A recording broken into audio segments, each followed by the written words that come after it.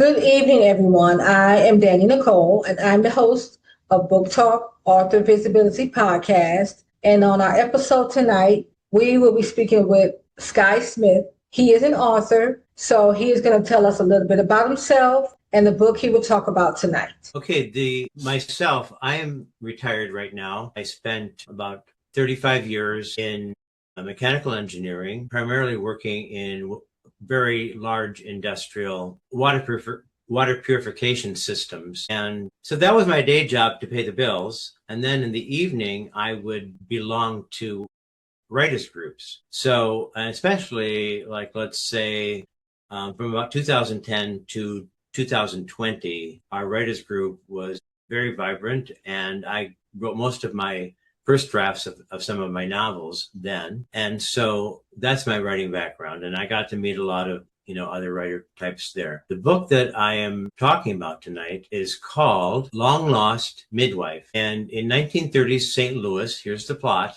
A young, pregnant white woman looks for the quote unquote colored midwife who brought her into the world. Pamela wants to find the Miss Minnie of her childhood. Her inspired idea goes sour when a murder happens.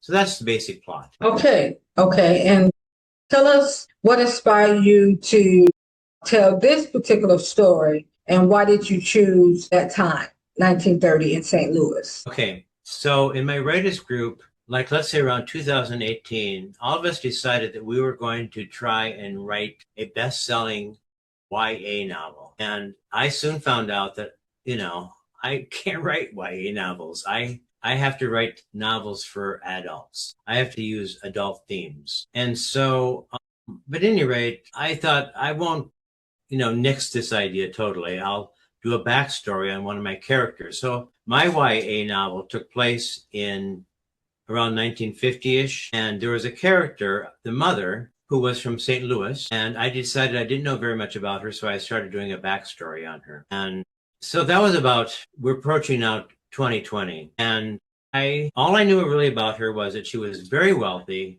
and that she had many black servants. And that's about as superficial as I can tell you that the basic plot was. And then what happened in May of 2020, I live in Minneapolis, Minnesota. The George Floyd murder occurred. And I cannot tell you what it was, if you didn't live in the city when that happened, it's hard to imagine. But basically, the city became this big scene of revolution. And it affected me so much. I was very, very upset about that. And so I knew right away then, if I was going to proceed with this story, it was going to have to deal with racism, because I was very upset with the fact that people like Derek Chauvin even exist. And I do want to put a little aside here is that I think that if Darnell Fraser, who eventually won a Pulitzer Prize, if she hadn't filmed that event, we probably wouldn't really know about it that much right now, like the whole world does. So at any rate, I thought this is going to have to be if we go into this and write a novel, then it's going to have to be racial themed. Okay, great. And so tell us about the main character, and what is she fighting for, and what does she stand to lose? Well, the main character, what she's fighting for is, I think there's many different portals of discussion for this book, but one of them would be her to have her ability to have the birth of her child the way she wants it. And so some of the historical, developments that are starting right now is that, for centuries and centuries, people use midwives, and we couldn't really expect, let's say in the 19th century, doctors to be that smart. They didn't get, the training like they do today. But the thing is that when Pamela gets pregnant in 1933, I believe it is, she wants to have Miss Minnie, who delivered her. That would have been about 1905, I think. And that's what basically sets up the whole plot, because the family absolutely refuses to have a midwife. Number one, they don't want Miss Minnie we'll find out, racial reasons. And also the development now is to have births in hospitals. Okay. No home births at this time, or that's starting to be the pattern, especially among wealthy white people. So that's what Pamela's struggle is. Okay. One of them. All right. And so why is finding a Black midwife so crucial for her survival? Well, that's a really good question. Well, because the fact that Pamela made such an attachment to this woman psychologically. I just have to do an aside here is that I'm kind of scared about writing this book because of the fact that I didn't know whether I could, handle all these Black characters. So it took me about 4.5 years of research to do it.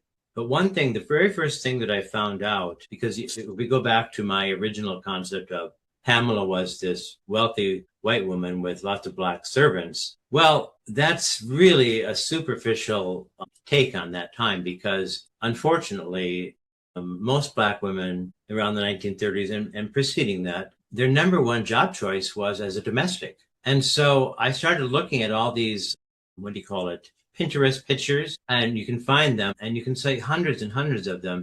But all these young Black women taking care of white children, and it just all of a sudden it dawned on me like there has to be some psychological connection between a whole generation of both, white children and Black, let's say, today we have like daycare centers and stuff like that. Yes. But in those days, you would just be a hired servant. And you would stay with the family, or you would live down the block or whatever. You'd come by the tram or whatever, but you would spend a lot of time with the family because they could afford it then, Right. So, but at any rate, so that was my basic in to do the novel because I really wanted to find out about that psychology. And I think that as you read the novel, little details about that come out. Okay. Because Pamela is very fixated on Miss Minnie. I think she kind of thinks that, I think she actually says it. I can't remember. I wrote this book a few years ago. I think she actually says that that's her. She kind of considers Miss Minnie her real mother. So she's kind of transferred from her real mother, white mother, to Miss Minnie, who was Black. So, and I think that must have happened. Yes. Yeah, absolutely. I could see that, and being nurtured, being raised. And as a child, as a child, that's the innocence. Just I'm being nurtured by this woman. Is this woman really my mother? I can understand that. Yeah. And Miss Minnie left the family when Pamela was 6 years old. And maybe she just, it just went into dormancy. But then when she became pregnant herself, this awakened in her and she wanted to find Miss Minnie. And so there is some time in the novel that actually requires a search. Okay. And so you talked about, doing your research. So what did your research teach you about Black midwives and childbirth during this period? Well, we're very lucky that we live in the age of the internet.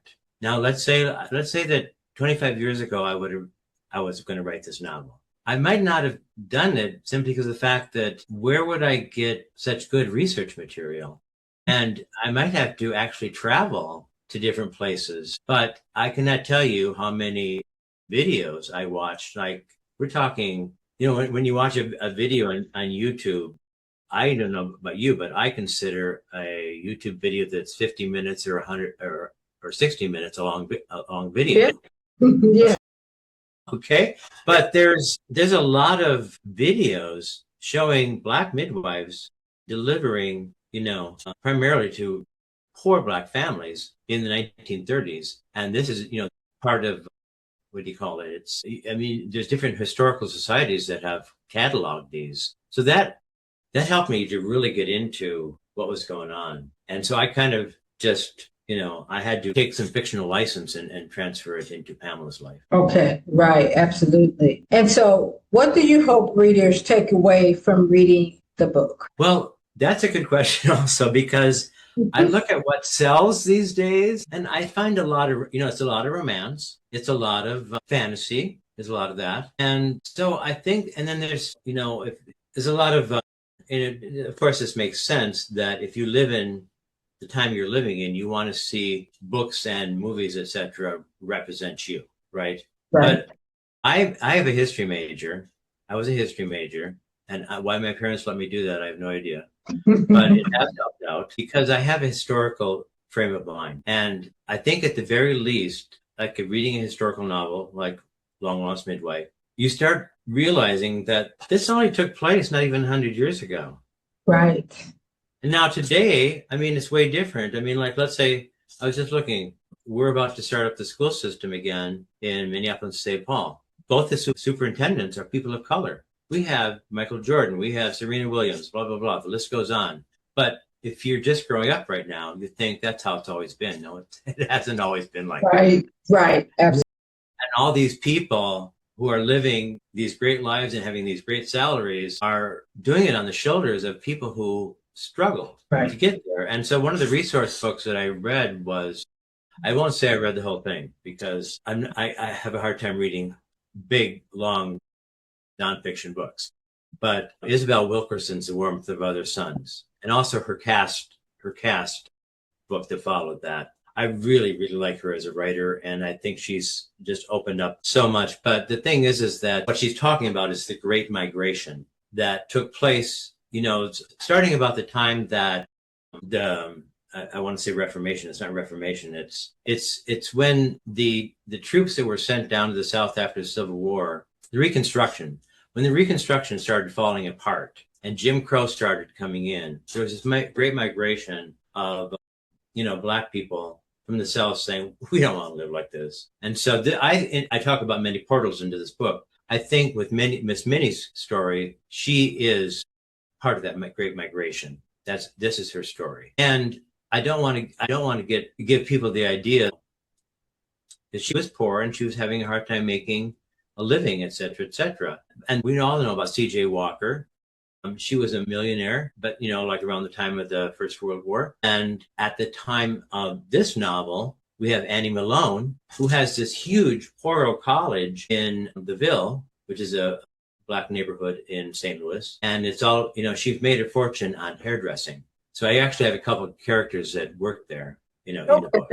Yeah. All right. So just trying to make this all real to people when they're reading. Yeah, absolutely. So tell us, where can readers follow you? Well, you can follow me. Can I give you my website? Yes, please. No. Okay. So, I mean, I am on social media. What do you call it? I'm on social media. What do you call it? Facebook, Instagram. Are you on Instagram? I mean, I'm an older person. I didn't grow up with this stuff, so social media is hard for me. You know what I mean? Yes. So, any rate, so it's Skye, Skye, Smith, Smith, all one word, and then it's _ author. No, excuse me, it's writer, WRITER. That's both for TikTok and for Instagram. Skye Smith _ writer. And then my website is Skye Smith, SKYE, SMITH, author, AUTHOR.com. Okay, awesome. Great. Okay. And so what projects are you currently working on?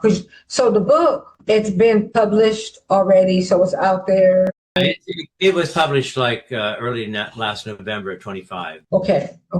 And can it be purchased on Amazon, or can it be purchased on your website?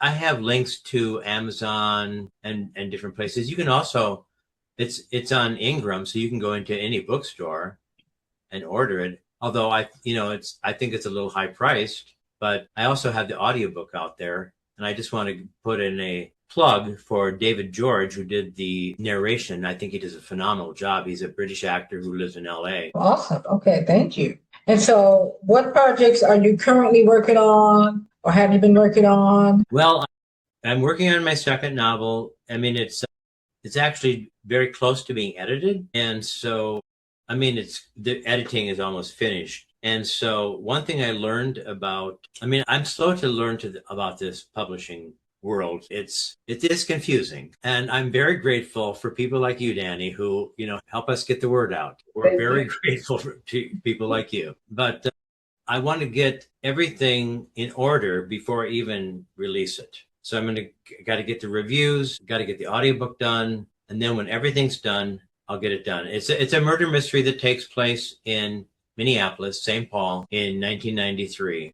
And I try to write books that include a wide variety of ethnic and racial people. And this book, I don't want to give the title out yet because, but it's coming. It'll come in early 27. It has a Black detective who figures everything out. So Sounds interesting. because I gotta say this. My book is dedicated to Ernest Coleman. If you open up the book, it says dedicated to Ernest Coleman, who found me on the street and took me into his house and introduced me to his mother, Miss Minnie. That's true. Her name really was Miss Minnie. So there must be Catherine Stockett in The Help, also there was a Minnie. There must be a lot of Minnies in the South of a certain generation, I'm guessing. Right. At any rate, I will always remember Miss Minnie because she was very nice to me. And I was a young kid I was from a small town and I landed in the cities. I didn't know what I was doing. And Ernest was Black. His mother was Black, obviously. And they took me in and they, one of the first things she did was, give me a nice meal. So, I had to dedicate the book to them. Yeah, that's awesome. Great. Well, thank you so much, Skye, for jumping on the podcast, sharing your novel with us on this evening. I'm excited to see you carrying on and working on your next novel. So thank you. I appreciate you just giving me your time. You're so busy. You're such a busy. Well, thank you, Danny. Like I say, we writers, we appreciate people like you. Yes, I am glad I could lend a helping hand. I'm an author as well, so I understand just the visibility, just trying to get it out there and trying to get understood and, have readers connect to the characters and to the story. And so you're doing a good job. And if you're listening, please like, follow, share, subscribe to the YouTube channel, follow Skye Smith on the social media outlets. And again, Skye, thank you so much for joining me. You have a great night. Okay. Thank you, Danny. Thank you. Bye-bye.